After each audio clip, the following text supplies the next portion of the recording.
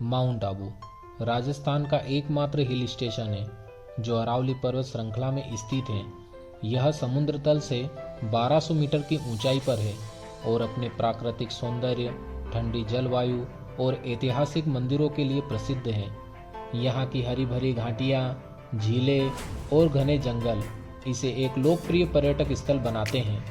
यह hill station अपने धार्मिक और प्राकृतिक महत्व के कारण एक अनोखी जगह है जहाँ पर घूमने हर साल लाखों टूरिस्ट आते हैं। तो चलिए घूमते हैं राजस्थान के सिरोही जिले में स्थित माउंट आबू और देखते हैं कौन कौन सी जगह है यहाँ घूमने लायक।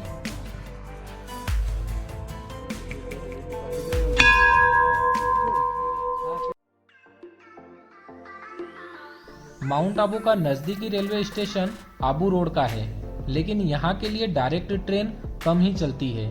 इसलिए मैं माउंट आबू के दूसरे नज़दीकी रेलवे स्टेशन उदयपुर में सुबह 4 बजे उतर जाता हूँ, क्योंकि यहाँ की ट्रेन कनेक्टिविटी हर एक बड़े शहर से अच्छी है। और मैं यहाँ के नज़दीकी बस स्टैंड से सुबह 5 बजे राजस्थान परिवहन की बस पकड़कर निकल जाता हूँ माउंट आबू के लिए, जो कि उदयपुर से 165 किलोमीटर की दूरी पर है, जहाँ यह बस 4 से 5 घंटे में मात्र 200 रुपये किराया लेकर पहुँचा देती है। वहीं आबू रोड से भी बस 50 रुपये व यह शेयरिंग गाड़ियाँ 100 रुपये लेकर माउंट आबू पहुँचा देती है, जो कि आबू रोड से 27 किलोमीटर की दूरी पर स्थित है। और माउंट आबू राजस्थान के सबसे ऊंची जगह पर बसा हुआ है, इसलिए यहाँ जाते समय 20 किलोमीटर पहले ही पहाड़ी रास्ते चालू हो जाते हैं। वह ऊपर तक यह सकड़ी सड़क बनी हुई है। वह रास्ते की हरियाली से ढके यह ऊंचे ऊंचे पहाड़ आपके इस सफर को और भी खूबसूरत बना देंगे। और इन पहाड़ी रास्तों को यह बस मात्र 40 से 45 मिनट में ही पार करके मुझे उतार देती है माउंट आबू।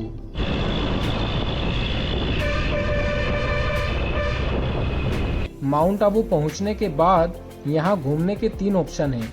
पहला, यहाँ आबू दर्शन बस चलती है, जिसकी बुकिंग बस स्टैंड के पास में स्थित यह ट्रेवल एजेंट मात्र 150 रुपये में करके देते हैं। और दूसरा ऑप्शन है स्कूटी, जो आपको 300 रुपये में मिल जाएगी, जिसमें 100 रुपये का पेट्रोल डलवाकर आप यहाँ की सारी प्लेसेस को कवर कर सकते हैं। और तीसरा ऑप्शन है जीप का, जो शेयरिंग में 300 रुपये पर पर्सन लेकर सारी प्लेसेस घुमाने का बोलते तो हैं, लेकिन कुछ लोग घुमाते नहीं हैं और मुझे संयोग से इसी जीप में जाने का मौका मिलता है। माउंट आबू घूमने के लिए आपको इस तरह की जीप मिल जाएगी। लगभग 300 रुपये के आसपास में वो आपका चार्ज लेगी पर पर्सन, और शेयरिंग में आपको सारे माउंट आबू के जितने भी प्लेसेस है वो कवर करवा देगी। माउंट आबू से इस जीप में बैठकर मैं सबसे पहले निकलता हूँ गुरु शिखर के लिए, जो कि यहाँ से 15 किलोमीटर की दूरी पर स्थित है। और इसी गुरु शिखर के रास्ते में ही शूटिंग पॉइंट भी पड़ता है।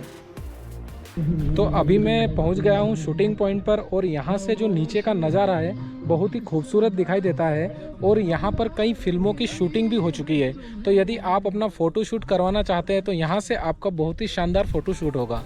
इस शूटिंग पॉइंट पर कई फिल्मों की शूटिंग भी हो चुकी है, क्योंकि इस जगह से नीचे के खूबसूरत नज़ारे दिखाई देते हैं। और गुरु शिखर आने वाले टूरिस्ट यहाँ अपनी फ़ोटो शूट करवाने के लिए रुकते भी हैं। और यहाँ से कुछ ही दूरी पर है गुरु शिखर। अभी मैं पहुँच चुका हूँ गुरु शिखर पर, और आप जब अपनी पर्सनल वाहन से आते हैं तो नीचे आपको पार्किंग मिल जाएगी, तो यहाँ आप अपना पर्सनल वाहन पार्किंग भी कर सकते हैं। गुरु शिखर में स्थित मंदिर तक पहुँचने के लिए आपको कुछ सीढ़ियाँ चढ़कर जाना पड़ता है, जहाँ हिंदू धर्म के देवता दत्तात्रेय जी का मंदिर बना हुआ है, जिन्हें ब्रह्मा, विष्णु और महेश तीनों का अवतार माना जाता है। पौराणिक कथाओं के अनुसार गुरु दत्तात्रेय जी ने यहाँ ध्यान व तपस्या की थी, और आज भी यहाँ ऊपर दत्तात्रेय जी की चरण पादुका रखी हुई है, इसलिए इसे गुरु शिखर के नाम से जाना जाता है। यह गुरु शिखर माउंट आबू और राजस्थान की सबसे ऊंची चोटी है, जिसकी ऊंचाई समुद्र तल से 1722 मीटर की है, जो अरावली पर्वत श्रृंखला में आती है। और यहाँ से पूरे माउंट आबू, अरावली पर्वतमाला और आसपास के क्षेत्र का मनोरम दृश्य दिखाई देता है।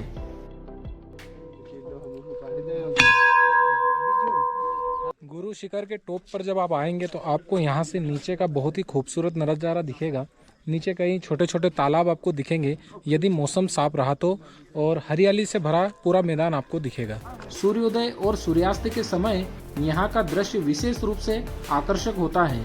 और यह सामने वेधशाला है जो भौतिक अनुसंधान प्रयोगशाला का एक हिस्सा है, जिसे गुरु शिखर वेधशाला के नाम से जाना जाता है।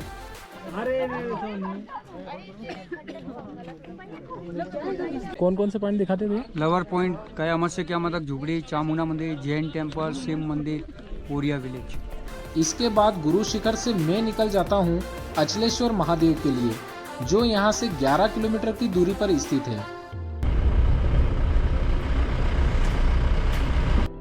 अभी मैं पहुँच चुका हूँ अचलेश्वर महादेव मंदिर। अचलेश्वर महादेव माउंट आबू का प्रसिद्ध मंदिर है जो भगवान शिव को समर्पित है।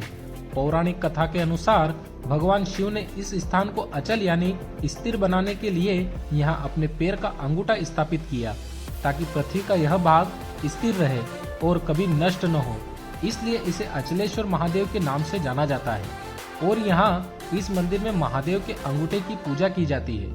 और मंदिर के पास यह मंदाकिनी कुंड बना है, जहाँ पहले तीर्थ यात्री स्नान करने के बाद मंदिर दर्शन करते थे।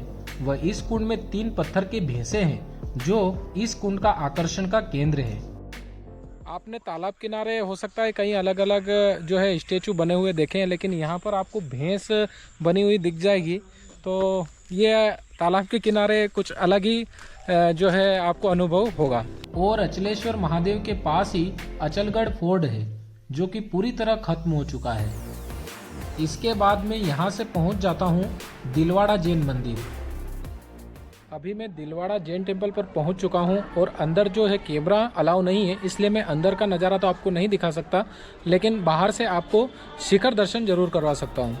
दिलवाड़ा जैन मंदिर तीर्थकारों को समर्पित 5 अलग अलग मंदिरों का एक समूह है जो जैन धर्म के महत्वपूर्ण तीर्थ स्थानों में से एक है, जो अपनी संगमरमर की नक्काशी, वास्तुकला और धार्मिक महत्व के लिए प्रसिद्ध है। और यहाँ सामान रखने का 50 रुपये चार्ज लिया जाता है। और यहाँ से कुछ ही दूरी पर है सोमनाथ महादेव मंदिर, जहाँ भगवान शिव के साथ अन्य कई देवी देवता विराजमान हैं। और इस मंदिर के पास ही मछलियाँ सरोवर है, जहाँ रंग बिरंगी मछलियाँ तैरती हुई आपको दिख जाएगी, जिन्हें देखने के लिए कई टूरिस्ट यहाँ आते हैं। सोमनाथ मंदिर के पीछे ही एक सरोवर है जिसके अंदर रंग बिरंगी मछलियाँ आपको दिख जाएगी। और यहाँ से मैं पहुँच जाता हूँ अर्बुदा देवी मंदिर, जो कि माउंट आबू से 2 किलोमीटर की दूरी पर स्थित है। अर्बुदा देवी मंदिर में मैं अभी पहुंच चुका हूं और यहाँ ऊपर दर्शन करने के लिए ऊपर चढ़ाई चढ़नी पड़ेगी। अर्बुदा देवी को माउंट आबू की संरक्षक देवी माना जाता है और यह मंदिर इस पहाड़ी की ऊंची चोटी पर स्थित है। और यहाँ तक पहुँचने के लिए लगभग 365 सीढ़ियाँ चढ़नी पड़ती है। वह रास्ते में इन बंदरों से अपने सामान को थोड़ा सुरक्षित रखना भी जरूरी है। वो मंदिर के अंदर मोबाइल कैमरा अलाउ नहीं है, उसे आपको यहाँ बने इस काउंटर पर जमा करवाना पड़ेगा। इस पर्वत पर विराजित माता को आबू पर्वत की अधिष्ठा देवी के रूप में पूजा जाता है। यह मंदिर 5500 वर्ष पुराना बताया जाता है, जिसमें विशाल प्राकृतिक गुफा के अंदर नव दुर्गा के कात्यायनी रूप में अर्बुदा देवी यहाँ विराजमान है। और यह स्थान 51 शक्तिपीठों में से एक है, क्योंकि यहाँ माता सती का होठ गिरा था, जिसके कारण यह अधर देवी के नाम से भी प्रसिद्ध है। और इस मंदिर के पास थोड़ा ऊपर ही अंबाजी का मंदिर भी है, जो छोटी सी गुफा के अंदर स्थित है।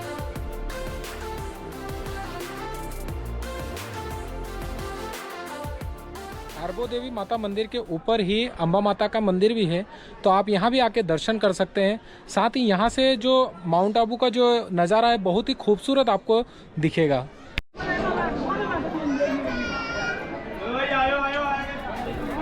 और अर्बुदा माता के दर्शन करने के बाद मैं पहुंच जाता हूं नक्की लेक के पास, और यहीं से ट्रैकिंग होती है टोड रॉक की, जहां पहुंचने के लिए लगभग 1 किलोमीटर की खड़ी ट्रैकिंग करनी पड़ती है, जहां इस रास्ते से पहुंचने में लगभग 15 से 20 मिनट लग जाते हैं। टोड रॉक पर जब आप जाएंगे तो आपको लगभग इस तरीके की चढ़ाई जो चढ़नी पड़ेगी, और लगभग 700 मीटर ऊपर चढ़ना पड़ेगा। उसके बाद आप टोड रॉक तक पहुंच पाएंगे।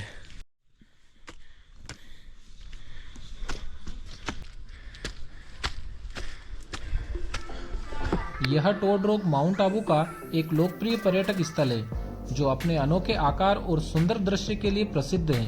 यह एक बड़ा सा चट्टान है जो मेंढक की तरह दिखाई देता है, मानो यह इस लेक के अंदर कूदने को तैयार है। इसी कारण इसे टोड रॉक कहा जाता है। यह स्थान फोटोग्राफी के लिए बहुत प्रसिद्ध है क्योंकि यहाँ से माउंट आबू की प्राकृतिक सुंदरता और नक्की लेक के दृश्य को कैद किया जा सकता है। और माउंट आबू से 8 किलोमीटर की दूरी पर गोमुख कुंड है, जहाँ पहुँचने के लिए आपको लगभग 700 सीढ़ियाँ नीचे उतरना पड़ता है और यहाँ टूरिस्ट बहुत ही कम आते हैं। पौराणिक कथाओं के अनुसार गोमुख कुंड का उल्लेख महाभारत काल में मिलता है। कहा जाता है कि इस स्थान पर ऋषि वशिष्ठ ने तपस्या की थी और यहीं पर उन्होंने एक गाय की सहायता से सरस्वती नदी का अवतरण किया था, जो इस गोमुख से निकलकर इस कुंड में गिरता है। इसलिए इसे एक पवित्र स्थान माना जाता है। और इसके बाद मैं निकलता हूँ हनीमून पॉइंट के लिए, जिसका रास्ता नक्की लेक के पास से ही जाता है, जो कि नक्की लेक से 2 किलोमीटर की दूरी पर स्थित है। सनसेट पॉइंट देखने के लिए मैं जा रहा हूँ और गाड़ी वाले ने तो उधर ही नक्की लेक के आसपास उतार दिया मुझे। तो कुछ इस तरीके का रास्ता है, एकदम सुनसान, और मैं जा रहा हूँ लगभग आधा किलोमीटर और है आगे। यह हनीमून पॉइंट अपने प्राकृतिक दृश्यों और रोमांटिक माहौल के लिए प्रसिद्ध है और यहाँ से ढलते सूरज का अद्भुत नज़ारा दिखाई देता है, जो विशेष रूप से नवविवाहिता जोड़ों के लिए एक लोकप्रिय जगह है। यहाँ का वातावरण बेहद शांत और आकर्षक है और यहाँ से पहाड़ियों, घाटियों और जंगल का अद्भुत नज़ारा देखा जा सकता है। इसलिए इसका प्राकृतिक सौंदर्य इसे एक रोमांटिक स्थल बनाता है। हनीमून पॉइंट के पास से ही एक रास्ता जाता है गणेश जी के मंदिर का।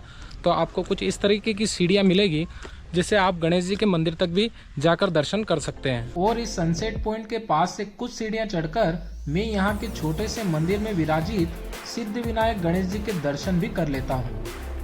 और इसके बाद ढलते सूरज के साथ मैं पहुँच जाता हूँ नक्की लेक। नक्की लेक माउंट आबू की सबसे सुंदर और प्रसिद्ध झील है, जो समुद्र तल से 1200 मीटर की ऊंचाई पर स्थित है। इसे राजस्थान की सबसे ऊंची कृत्रिम झील मानी जाती है, जो पर्यटकों को अपनी ओर आकर्षित करती है। यहाँ बोटिंग करने का अनुभव अत्यंत मनोरंजक होता है। पर्यटक यहाँ पेडल बोट और शिकारा जैसी नौकाओं का आनंद लेते हैं, क्योंकि यहाँ की प्राकृतिक सुंदरता, शांत वातावरण और पहाड़ों के बीच इसका स्थान एक अद्भुत अनुभव देता है। और शाम के समय नक्की लेक के किनारे की रोशनी और जल में उनकी छवि एक अद्वितीय दृश्य बनाती है, जो बेहद खूबसूरत और आकर्षक होता है। शाम को पूरा माउंट आबू घूम के आप यहाँ पर आ सकते हैं। नक्की लेक के पास में ये जो रोड है, इसे मॉल रोड भी कहा जाता है। नॉर्मली बहुत ही चहल पहल रहती है इस रोड पे शाम के समय में। माउंट आबू के मॉल रोड पर कई छोटे बड़े रेस्टोरेंट और स्ट्रीट फूड स्टॉल हैं, जहाँ राजस्थानी स्थानीय भोजन के साथ अन्य कई व्यंजनों का आनंद भी लिया जा सकता है। और रात को यहाँ का नज़ारा बहुत ही खूबसूरत होता है। और नक्की लेक से पैदल दूरी पर बना है ओम शांति भवन, जो ब्रह्म कुमारी के अंतर्राष्ट्रीय मुख्यालय का एक हिस्सा है, जिसे 1983 में बनाया गया। और शाम के समय यहाँ की लाइटिंग इस भवन की खूबसूरती को और भी बढ़ा देती है। बात कर लेते हैं माउंट आबू घूमने की। तो यहाँ आपको कम से कम घूमने में 2 दिन लगेंगे। यहाँ 1000 से 1500 रुपये में आपको होटल मिल जाएगी और खाने पीने का भी लगभग 1000 रुपये के आसपास में खर्चा होगा। बात कर लेते हैं यहाँ पर घूमने की। तो यहाँ पर घूमने का बेस्ट ऑप्शन मुझे लगता है स्कूटी ही रहेगी,